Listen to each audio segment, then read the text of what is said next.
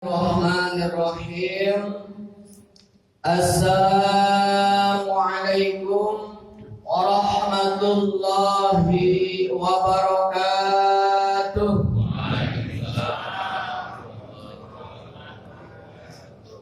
Alhamdulillahilladzi faddala bani Adam bil ilmi wal amali ala jami'il alam. Assalatu wassalamu ala sayyidil arabi wal ajam, sayyidina wa habibina wa syafi'ina wa maulana Muhammad wa ala alihi wa ashabihi ya nabi'il ulumi wal hikam. Ila hadatin Nabi Mustafa Muhammad Rasulullah wa ala alihi wa ashabihi wa azwajihi wa dzurriyyatihi wa ahlil baitul wa ila hadratil anbiya wal mursalin wa ila wasadatina wa imatil muhaddisin wal mufassirin wa arba'atil mujtahidin muqallidin bidin wa syuhada wa sholihin wa ulama'i ma'amilin wal musannifin wal mukhlasin khususan ila ma'ruf hada Al-Imam Ibnu Hajar Al-Asqalani Syekh Ibrahim Syekh Nawawi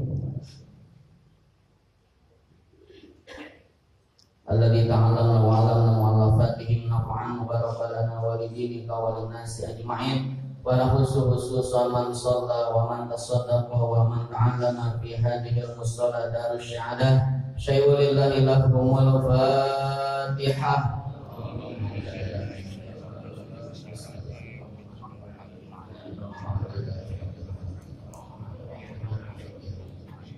Iyyaka na'budu wa iyyaka nasta'in ihdinas siratal mustaqim siratal ladzina an'amta 'alaihim ghairil maghdubi 'alaihim waladdallin. Fatihah kedua kita khususkan buat kesembuhan guru kita Kiai Haji Nur Su'aid Munzir, guru kita Kiai Haji Muhammad Ali Usman, guru kita Mukarram Ustaz Taufikur Rahman beserta para asatidzah yang lain. Kita punya keluarga, orang tua, saudara, tetangga yang sakit, mudah-mudahan Allah berikan kesembuhan, Allah angkat segala penyakitnya, diberikan kekuatan lahir dan batin. Al-Fatihah biniyati syifa. Al-Fatihah.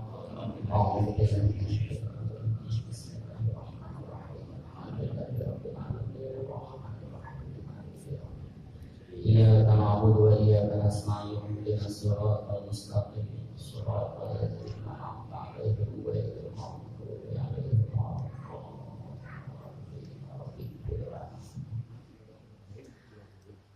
Hadratil mukarramin yang mulia, para ulama, guru-guru kita bersama, teristimewa guru-guru kita yang senantiasa mendampingi kita, yang alhamdulillah hadir membersamai kita, berada di tengah-tengah kita. Mohon maaf al-fakir tidak sebut nama. Mudah-mudahan senantiasa kita doakan guru-guru kita, Allah berikan kesehatan dan keafiatan, Allah berikan umur panjang disertai dengan ketaatan. Yang sama-sama kita muliakan jajaran pembina Al-Mukarram Mu'alim Bapak Haji Adi, Mu'alim Bapak Haji Sabroni, Kiai Dr. Taufik, Bapak Haji Hasib beserta seluruh jajaran pembina. Begitupun yang sama-sama kita muliakan pengurus kuliah suku 1 Kelurahan Kebagusan, Bapak Ketua kita Al-Mukarram Al-Ustaz Haji Abdul Munir beserta jajaran. Tamu istimewa kita ini Bapak Pengguru Jagakarsa yang alhamdulillah mudah-mudahan senantiasa memberikan kemudahan khususnya dalam hal pernikahan. Tadi ya guru kita Mukarram Haji Amir menyampaikan beliau pada pagi hari ini selaku MC cadangan. Nah, ini kebetulan sama, saya juga pembaca kitab cadangan. Ya, baru tahu tadi malam. Makanya mohon izin dan mohon kemaklumannya, begitupun mohon doanya buat Adinda Ustaz Taufikur Rahman yang pada kemarin sore mulai lemas, meriang. Mudah-mudahan Allah berikan kesembuhan. Mohon izin ini melanjutkan kajian kitab Nasrul Ibad karangan Syekh Nawawi bin Umar Al-Bantani yang merupakan syarah dari Munabbihat lil Isti'dad li Yaumil Mi'ad karangan Al-Ibnu Hajar. Mi'ad. Para bapak yang mulia, kemarin kita sudah sama-sama membahas maqalah sulasi yaitu nasihat yang kelompoknya 3. Kalau dalam Nasrul Ibad itu kan ada yang 2-2, ada yang 3-3, ada yang rubai 4-4, ada juga yang humasi nasihat yang 5. Salah satunya ingatlah yang 5 sebelum datang yang 5. Nah ini masih di bab 3. Sekarang kita masuk ke wal maqalatul hadiyatu wassalasun. Maqalah ke 31 an Ibrahim bin Adham rahimahullah annahu qil. Ini riwayatnya dari Ibrahim bin Adham, seorang waliullah di zaman tabi'in. Nah ini sering disebut oleh guru kita Kiai Haji Salahuddin. Beliau seorang waliullah ahli sufi yang menjadi teladan bagi kita untuk lebih mendekatkan diri kita kepada Allah Subhanahu wa taala. Annahu qil, diceritakan lahu baginya, qila lahu bima wajadta ajub. Ditanyakan kepada beliau berkenaan dengan bagaimana beliau mendapatkan sifat juhud. Ai bi ayyi syai'in ahbabta tarqa rahatad dunya talaban li rahatil akhirah. Maksudnya dengan cara apa beliau bisa meninggalkan kesenangan dunia untuk mencari kesenangan akhirat. Ini salah satu daripada definisi juhud. Bagaimana kita bisa meninggalkan kesenangan duniawi untuk kita lebih mencintai kesenangan ukhrawi. Ruwiya annahu kana sultanan. Kemudian diriwayatkan juga bahwasanya Ibrahim bin Adham ini adalah seorang penguasa, sultan fi baladihi, di negaranya.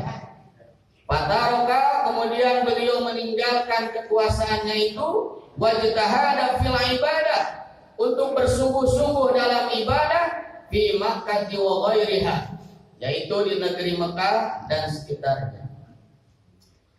Wa fi risalatil Qusairiyah, dan di dalam risalah Qusairiyah, beliau diceritakan memiliki nama Abu Ishaq Ibrahim ibnu Mansur min Qauratil Balah, dari Qaurah, yaitu kalau padusunan Balah ya. Kalau sekarang itu apa ya? Afghanistan ya.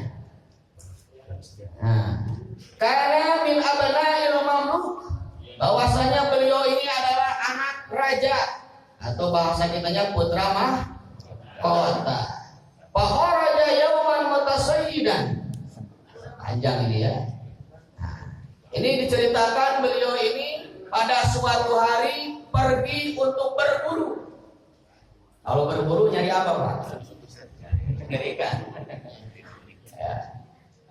Beliau berburu dengan mengendarai kuda.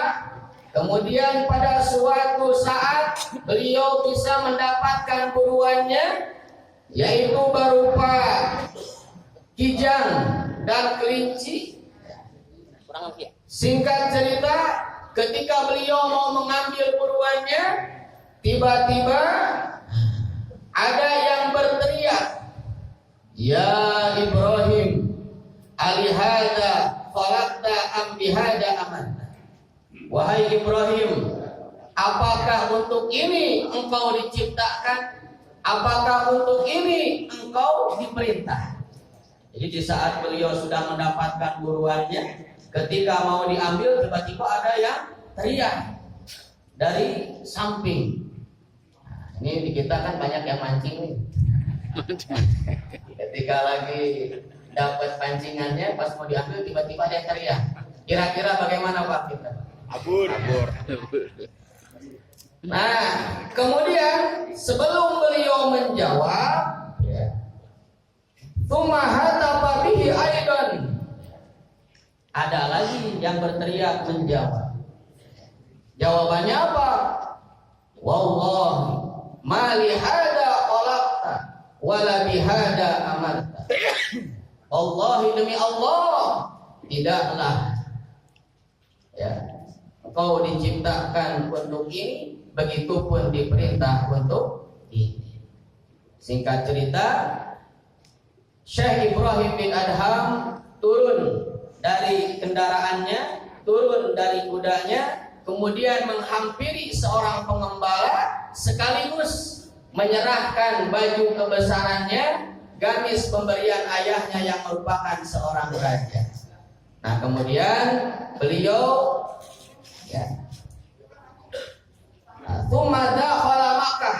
Kemudian beliau berangkat ke Mekah, wa sahibu biha Sufyan As-Tsauri, dan memiliki seorang sahabat yang masyhur juga kalangan sufi waliullah, yaitu Syekh Sufyan As-Tsauri, yang nanti akan memberikan nasihat pada maqalah ke-32.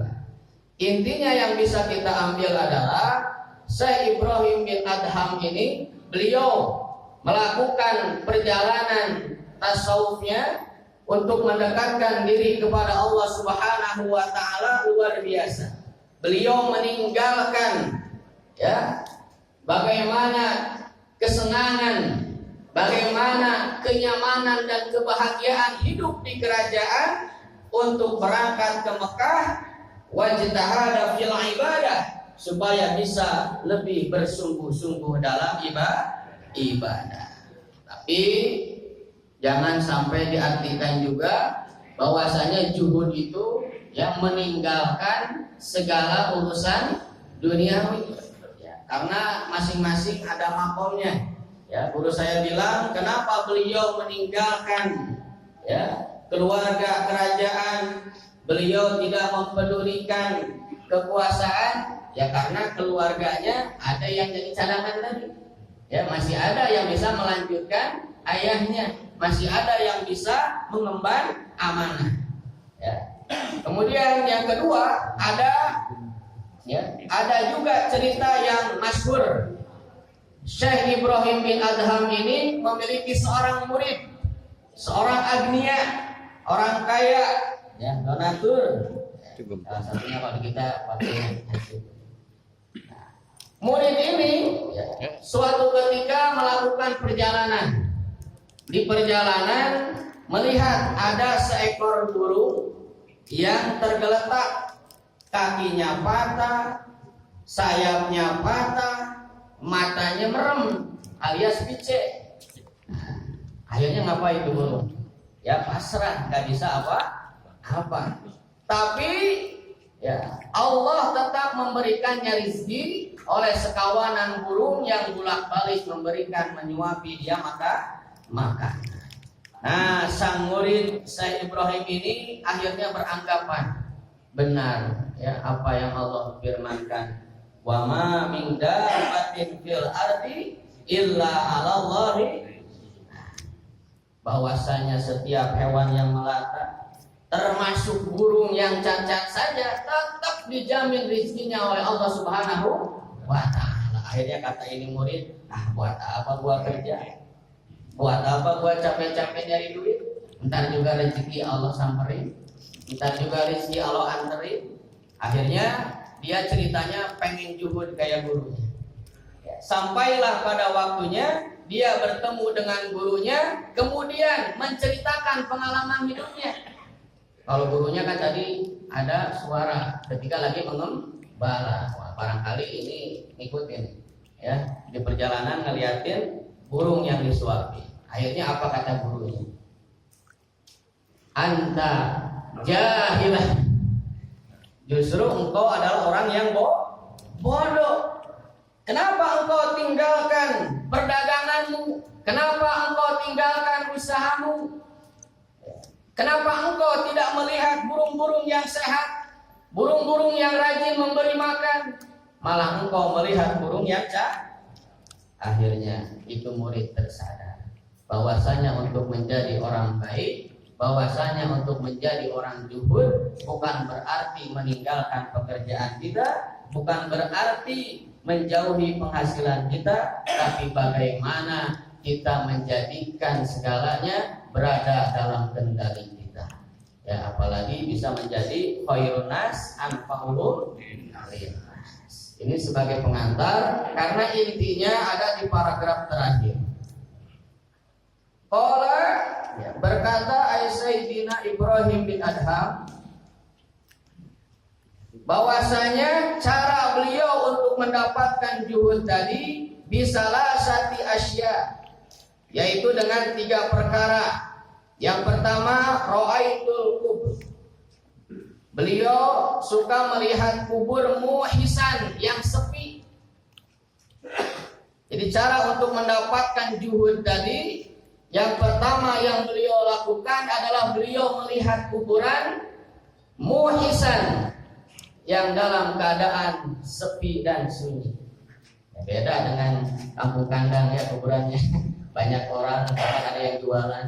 Nah, cuman pada umumnya biasanya kuburan itu sepi, sunyi. Nah, kemudian di sini Syekh Nawawi menyampaikan qati'an lil qulubi an mahbubatihi. Maksudnya sunyi itu terputus dari hati orang yang mencintainya.